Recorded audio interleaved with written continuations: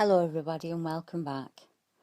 Today's account is Growls and Mystery in the Simonside Hills.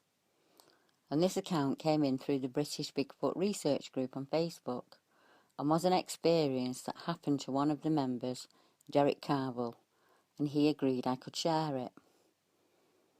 The account was taken on the 12th of June by myself, and this is what Derek had to say. Hi everyone, I have been meaning to post this story for some time and I hope you find it interesting. It may or may not have some connection to the UK Bigfoot or woodwose. Several years ago, my wife and I, along with our German wired-haired pointer Oscar, took a trip to the Simonside Hills in Northumberland. The area is very beautiful with stunning views of the crags, forest and moorland. There are ancient legends of strange creatures there called the Durrigur.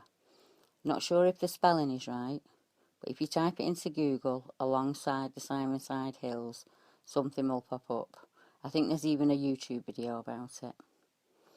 Anyway, I know for a fact that large cats inhabit the Kielder area after seeing one on a trip to the Kielder fishing. It was about 8 years ago. I saw a large grey cat sitting at the side of the road, and at first I thought it was a fox, but it sat up and it had a long thin tail with pointed ears and a flat face.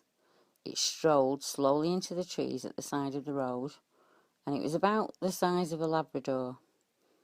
So I was cautious when I entered the area that day with my wife. We decided to have a walk up the hill close to Simonside Forest, up to the ancient hill fort of Lordenshaw. We parked the car in a small clearing and we walked a considerable distance up the hill. The flies started to become a nuisance and we thought it best to head back down the hill and have our sandwiches in the car. I was walking close to some hazel bushes off to my left and my wife was about 30 yards away to my right and Oscar was beside her. Suddenly, I was aware of a loud growling sound coming from the bushes beside me. It didn't sound like a large cat growl. It was more like that of a large dog. My wife at that point hadn't heard the growl and neither did Oscar. So we're further down the hill about another 50 yards and we hear another growl. A loud growl came from the trees. This time my wife shouted, "Did you hear that?" I said, "Let's go back to the car," and we quickly walked down the hill.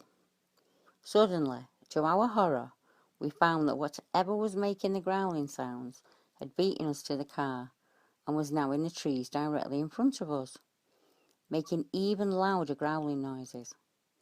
I told my wife to quickly get into the car and I dragged Oscar to the back and put him in the boot.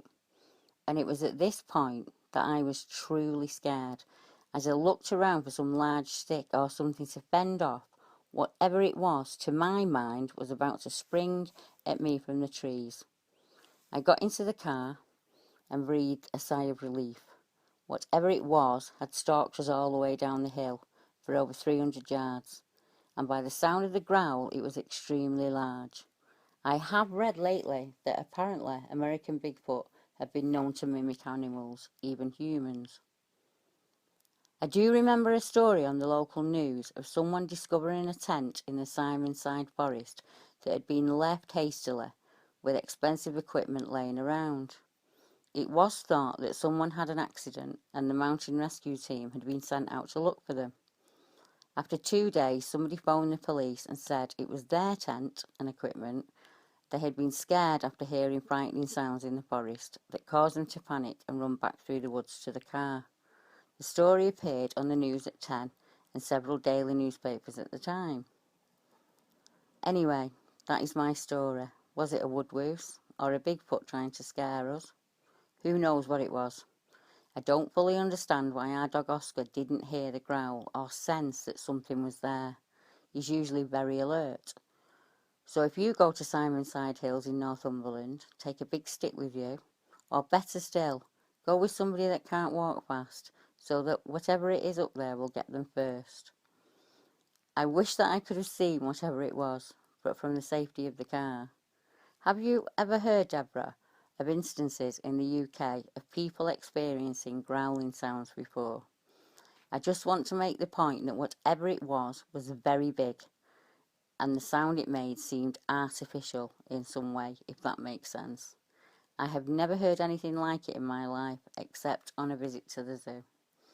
Well, as regular listeners will know, and anyone who's had a read of the map, there are quite a lot of accounts of growls. I haven't counted them, but there are many accounts of growls and howls and people being shadowed without being seen, shadowed back to the cars, shadowed out of the area. A large presence that you know on hearing that it's big, it's not your normal animal that you see. Lots and lots of accounts like that. And quite a couple of accounts of abandoned camps, or campers that have abandoned camp midnight, got everything together and gone back to the car. There's lots of accounts like that as well. So Derek's not on his own. And I'm very grateful for Derek for allowing me to share this, and the added info that he gave me on large cats and folklore and names in the area, because that's important to me. I can now go and look up other names that are associated with a Derriger, and I found quite a few, thankfully. And the legends are of a malevolent dwarf of the Simonside Hills, from what I can tell. And Simonside's in the Northumberland region, and for anybody that doesn't know, that's the border between England and Scotland. And they say that the dark, mischievous pests that attack innocent travellers in the night. The dwarfs, also referred to as brown men, boggles, boggarts, and dirigers, have legends of a leader by the name of Rory. They are known to lead hikers astray, usually after dark with lit torches, and into the dark bogs.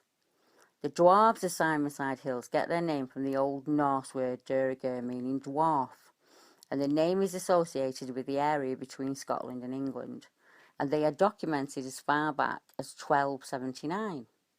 And they are so ingrained in the area that many believe the Lord of the Rings film was inspired by some of the very older tales. Said to be horrid little hairy men that use lights and trickery to lure unsuspecting travellers to a quick death over the cliffs, or to wander forever in the many bogs. Whilst many tales abound of the Duriger and the area of Simonside, is long known as an area of sacred interest to our very early settlers. There'd never been any human dwellings found in Simonside, yet there are many megaliths, stone and cut rings, standing stones, and of course the Lordenshire Hill Fort. So it must have been special for a reason. People visited there, left signs there from very early man. A vast area of resource, it's got many eco-habitats. The Simonside Hills are an important place for many people seeking the respite of nature, even to this day, millennia on. I also did a little research onto the missing campers account, and I did find it in a couple of the local papers. The account states that basically the tent and the gear had been left behind in a hurry. There was frozen food there, the barbecue was there, it was still quite warm, kettle, lots of camping equipment, and it was just abandoned. It was reported to the police and also to the search and rescue, and they did quite a few searches up there and couldn't find anybody, and it made its way to the local papers in the hopes that somebody would come forward and say, that's our tent, we've left it there. Because as far as the police were concerned at the time, now this was only 2 days after the first newspaper report that I found, that they were quite concerned that somebody had had an accident up there, had come to foul play, and I couldn't find any later reports. So I have messaged the journalist in one of the most sensible ones and asked him if he's got any updates, or if he knows anything, and of course if he gets back to me, I will update you as soon as he does. So Simonside Hills, menacing growls, unseen pursuers, and little hairy men of mischief. The Simonside Hills do seem to have a mystery all of their own. And until next time, thank you very much. I hope to speak to you all soon. Have a lovely weekend. Goodbye.